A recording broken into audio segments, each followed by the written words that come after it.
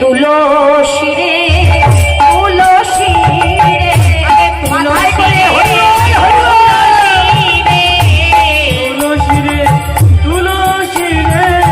তুলসী শরণ নিলে গোবিন্দ চরণ মেলে তুলসী রে তুলসী রে শরণ মেলে তুলসী রে তুলসী শরণ নিলে গোবিন্দ চরণ মেলে তাহলে তুলসীকে কোথায় রাখবো? মাথায় করে রাখবো। তাই আজ আমার তুলসী দেবী চলে যাচ্ছে।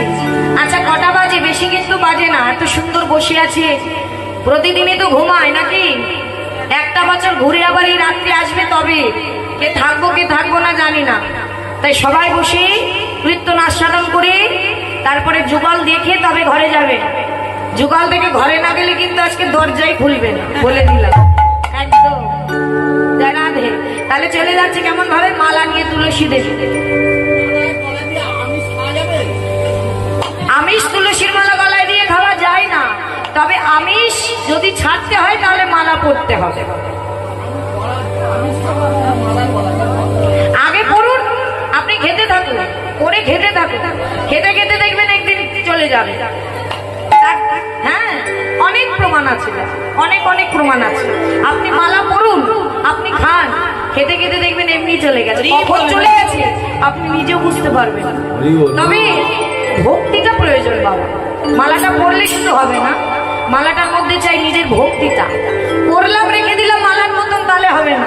ভক্তিটা চাই, ভক্তি যে না আমি ভক্তি দেবীকে গলায় নিয়েছি, এর নাম কি? ভক্তি দেবী। ভক্তি তোমার অর্জন হবেই হবে। আমি বলে গেলাম, যদি না হয় তারপরে মালা খুলে ফেলে, ঠিক আছে? জয় রাধে। তাহলে কি বলছে? আজ তুলসী দেবী মালাটা হাতে করে নিয়ে চলে যাচ্ছে। কেমন?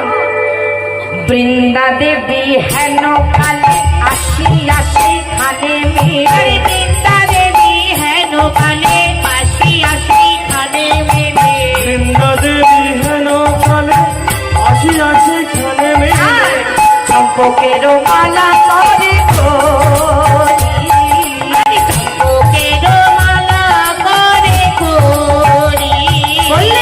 কারিকর এলো রে, কারিকর এলো রে, কারিকর এলো রে, চম্পক ফুলের মালা লয়ে কারিকর এলো রে, চম্পক ফুলের মালা লয়ে, চম্পকের মালা লয়ে চম্পক ফুলের মালা লয়ে কারিকর এলো রে, চম্পক ফুলের মালা লয়ে কারিকর এলো রে। কারিকর এলো রে। কি করলেন মা? মালাটা হাতে করে নিয়ে কোথায় এলেন? রাধা কুণ্ডের তীরে। আর যেই রাধা কুণ্ডের তীরে এসেছে দেখছি সুবলের কাঁধে মাথা দিয়ে আমার গোবিন্দ কাঁদছে রাধে রাধে বলে। হ্যাঁ, যে রাধে রাধে বলে কাঁদছে, অমনি তুলসী দেবী ভাবছে এই মালাটা যদি আমি গোবিন্দের গলায় পরিয়ে দিই তাহলে ক্রিয়াটা অত হবে না, সুবলের হাতে দিয়ে যায়। কারণ সুবলকে তো অনেকটা রাধানির মতো দেখতে। যদি এই মালাটা সুবলের হাত দিয়ে গোবিন্দ পরে তাহলে কি হবে? গোবিন্দ ভাবছে স্বয়ং হাতে রাধানি এসে মালাটা পরিয়ে দিয়েছে, তাহলে কি হবে? তার ত্রিতাপ জ্বালাটা আরো বেড়ে যাবে, তাড়াতাড়ি যুগল চরণ দেখতে পাবো। তাই কি করলেন? মালাটা ওই তুলসী দেবী গোবিন্দের গলায় না দিয়ে সুবলের হাতে দিয়ে চলে গেলেন, পিছন থেকে দিয়ে চলে গেলেন। কেমন? ওগো সুবলের সমর্পিল হে কৃষ্ণ বলে দিল, সুবলের সমর্পিল হে কৃষ্ণের বলে দিল,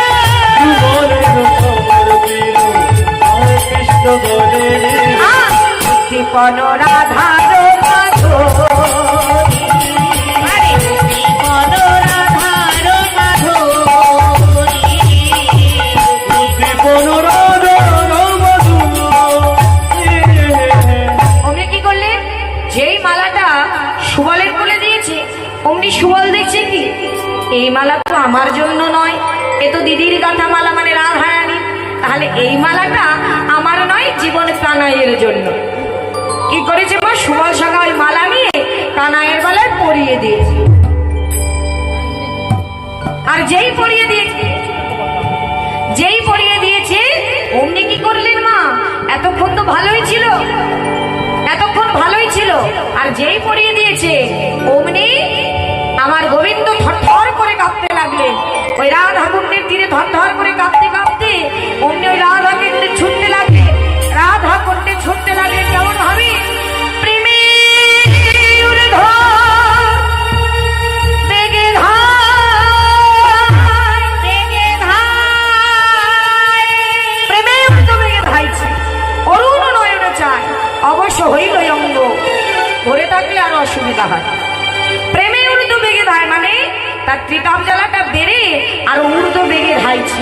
আর রাধে রাধে বলে তার নয়নটা সূর্যের মতো লাল হয়ে গেছে। আর অমনি রাধে রাধে বলে থর থর করে কাঁদতে কাঁদতে অমনি সুবলের কোলে ঢলে পড়েছে। আর যেই সুবলের কোলে ঢলে পড়েছে অমনি সুবল কানাই কানাই বলে চিৎকার করে উঠলো। কানাই, তোর কি হয়েছে কানাই? কথা বল, সারা দে। কি হয়েছে মা? সে তো রাধা বিরহে সে অচৈতন্য হয়ে গেছে।